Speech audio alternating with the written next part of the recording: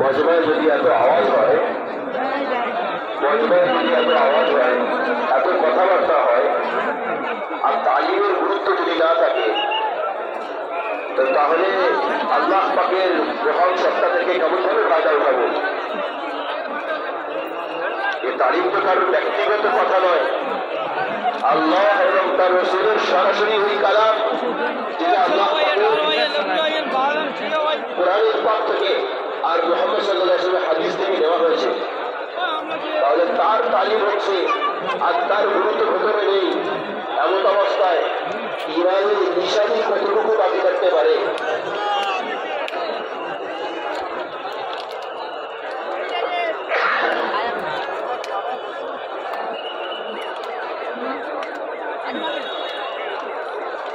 পরিপূর্ণ ইমানদার তাহারাই যাহারা আল্লাহ তাআলা এবং তাহার রাসূল সাল্লাল্লাহু আলাইহি ওয়াসাল্লামের উপর ঈমান আনিয়াছে, তারপর সন্দেহ করে নাই, আর নিজেদের মাল ও জান দ্বারা আল্লাহর পথে কষ্ট সহ্য করিয়াছে, ঈমানের ক্ষেত্রে ইহারাই সত্যবাদী। পরিপূর্ণ ইমানদার তাহারাই যাহারা আল্লাহ তাআলা এবং তাহার রাসূল সাল্লাল্লাহু আলাইহি ওয়াসাল্লামের উপর ঈমান আনিয়াছে, তারপর সন্দেহ করে নাই, আর নিজের মাল ও জান দ্বারা আল্লাহর পথে কষ্ট সহ্য করিয়াছে, ঈমানের ক্ষেত্রে ইহারাই সত্যবাদী।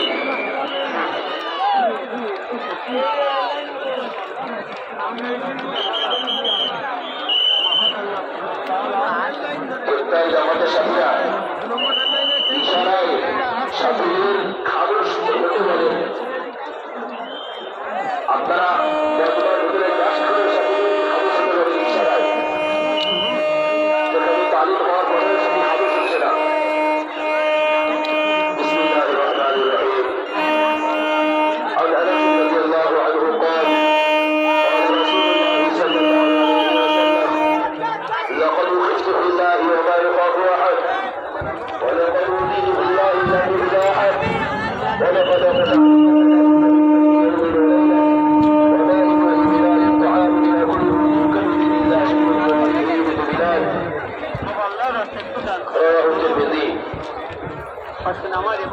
হযরত আনাস রাদিয়াল্লাহু আনহু বলতে বর্ণিত আছে, রাসূল সাল্লাল্লাহু আলাইহি ওয়াসাল্লাম বলেছেন, দিনের ব্যাপারে আমাকে এত ভয় দেখানো হইয়াছে যে অন্য কাহাকেও এত ভয় দেখানো হয় নাই, আর আল্লাহর রাস্তায় হইয়াছে যে অন্য কাহাকেও এত কষ্ট দেওয়া হয় নাই।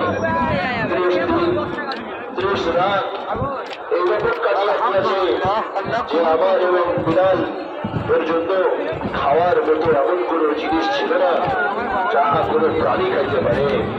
শুধু এতটুকু পরিমাণ খাদ্য হইল যাহা বিলালের বগলের তলায় রাখিয়ে দেওয়া যায়, অর্থাৎ খাদ্যের পরিমাণ খুবই সামান্য ছিল।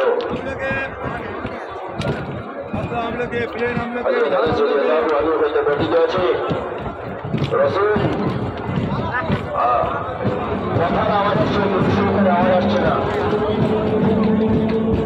কথার আওয়াজ আসছে, আর গরুর নাম নেওয়া হয়েছে, গরুর শেষের আওয়াজ আসছে না।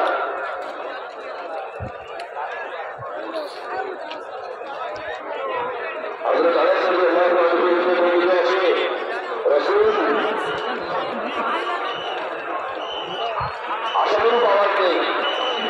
রাসূল সাল্লাল্লাহু আলাইহি ওয়াসাল্লাম ঈদের ব্যাপারে আমাকে বলেন, ঈদের ব্যাপারে আমাকে এত ভয় দেখানো হইয়াছে যে অন্য কাহাকেও এত ভয় দেখানো হয় নাই, আর আল্লাহর রাস্তায় আমাকে এত কষ্ট দেওয়া হইয়াছে যে অন্য কাহাকেও এত কষ্ট দেওয়া হয় নাই। 30 দিন 30 রাত এরকম কাটিয়ে দিয়েছে যে আমার এবং বিলালের জন্য খাওয়ার মতো এমন কোন জিনিস ছিল না যাহা কোনো প্রাণী খাইতে পারে। শুধু এতটুকু পরিমাণ খাদ্য হইত যাহা বিলালের বগলের তলায় রাখিয়ে দেওয়া যায়, অর্থাৎ খাদ্যের পরিমাণ খুবই সামান্য ছিল।